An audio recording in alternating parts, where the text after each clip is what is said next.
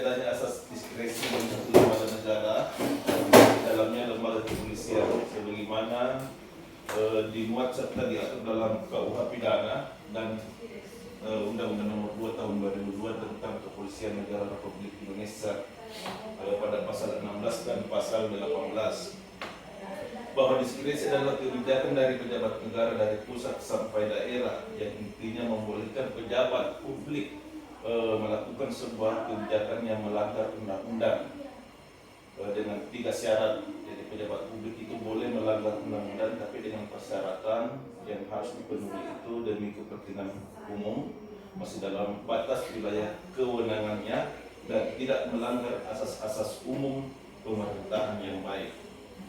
Sebagaimana diatur dalam pasal 16 Undang-Undang Kepolisian pada ayat 1 huruf E, bahwa dalam rangka menyelenggarakan tugas sebagaimana dimaksud dalam pasal 13, 14 di bidang proses pidana, Kepolisian Negara Republik Indonesia berwenang mengadakan tindakan lain menurut hukum yang bertanggung jawab. Kemudian pada ayat 2, tindakan lain sebagaimana dimaksud pada ayat 1 huruf L adalah tindakan penyelidikan dan penyidikan yang dilaksanakan jika memenuhi syarat. Jadi syarat-syarat diskresi dalam proses penyidikan dan penyidikan yaitu: 1. Tidak bertentangan dengan suatu aturan hukum. 2. Selaras dengan kewajiban hukum yang mengharuskan tindakan tersebut dilakukan. 3. Harus patut, masuk akal dan termasuk dalam lingkungan jabatannya. 4. Pertimbangan yang layak berdasarkan keadaan yang memaksa dan menghormati hak asasi manusia.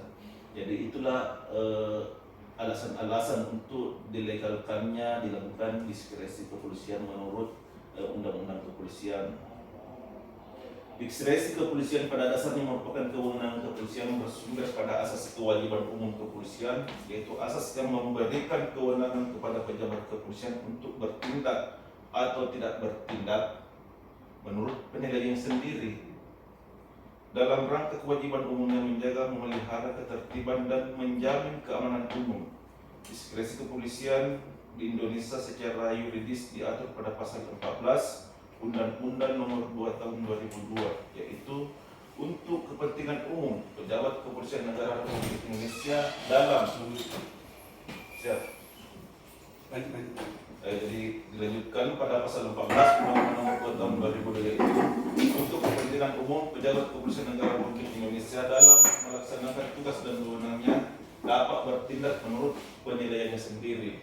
Jadi itulah secara ringkas definisi daripada diskresi.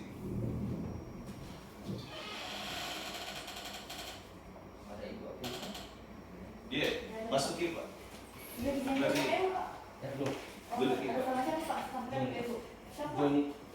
Silakan dulu Pak.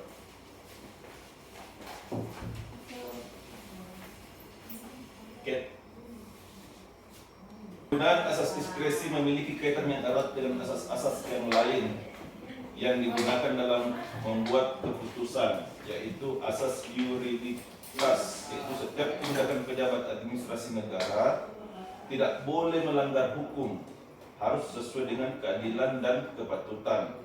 Yang kedua, asas legalitas, yaitu setiap tindakan pejabat administrasi negara harus ada dasar hukumnya, di mana asas legalitas merupakan hal yang paling utama dalam setiap tindakan pemerintah.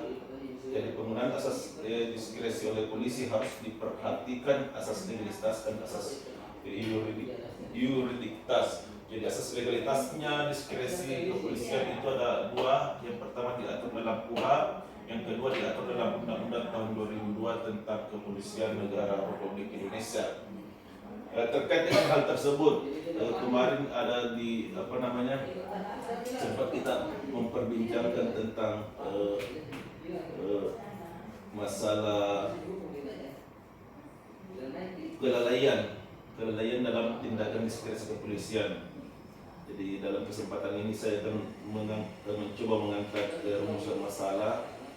Apakah apabila seorang aparat kepolisian melakukan tindak pidana kelalaian yang menyebabkan kematian atau luka-luka, apakah dia diberikan sanksi pidana atau dianggap sebagai suatu diskresi? Permasalahan ini saya lempar kepada izin undang dan rekan-rekan serta dapat memberikan masukan terkait dengan permasalahan tersebut.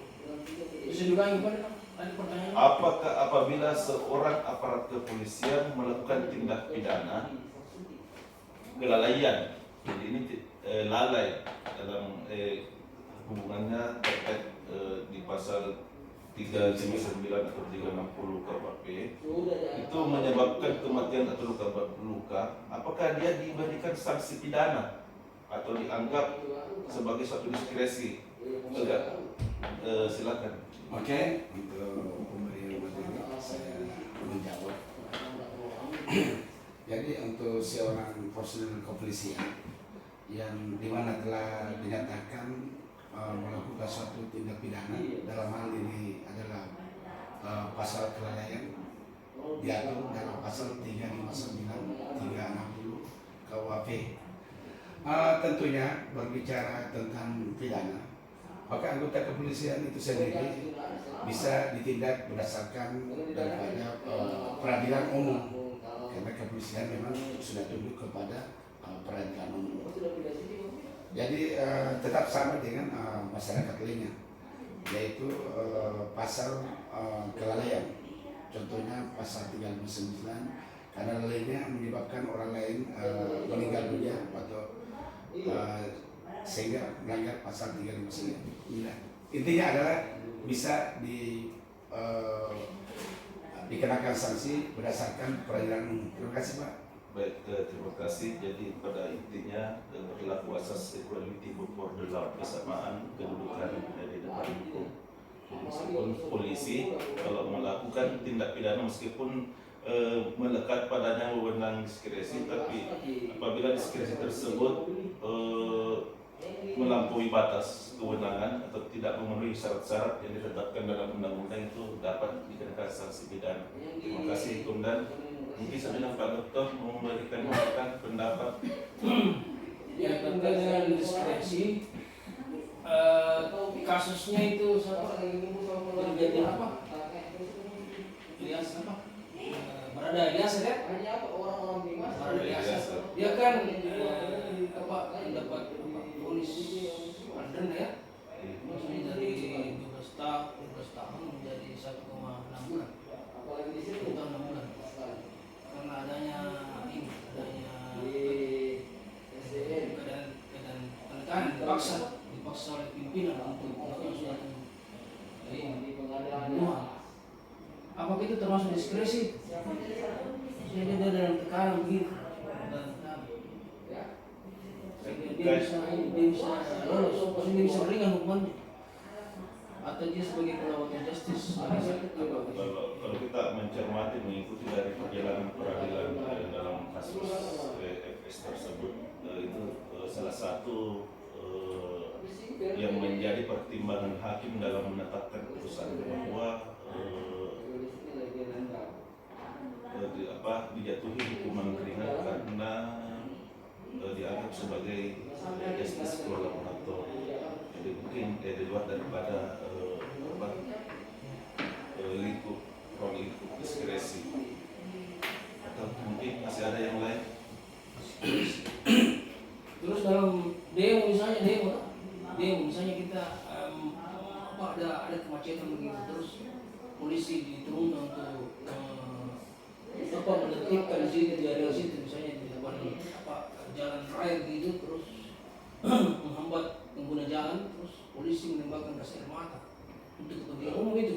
Ya, itu termasuk menimbulkan ini, menimbulkan misalnya ada korban, misalnya ada ini, ada matanya ini dari selatan bagaimana, dari kena ini kulitnya menekuat bagaimana. Begini, terkait dengan penanganan aksi unjuk rasa dalam hal ini diskresi kepolisian, itu tentunya diatur dalam perkap dan SOP tersendiri. Sebagaimana kita ketahui bahwa ada tahapan-tahapan penggunaan kekuatan kepolisian, itu perkap pasal 1 dan bisa juga dikaitkan dalam hal diskresi. Jelasnya kalau diskresi tadi itu jelas persyaratannya bahwa di pasal 18 Undang-Undang Kepolisian itu sejalan untuk kepentingan umum dan masih dalam batas wilayah kewenangannya serta sehingga polisi itu dapat bertindak. Jadi dalam hal ini diskresi itu misalkan seorang petugas kepolisian seorang diri. Jadi dalam melakukan tindakan itu dia dapat melakukan penilaiannya sendiri, melakukan tindakan hukum berdasarkan penilaiannya.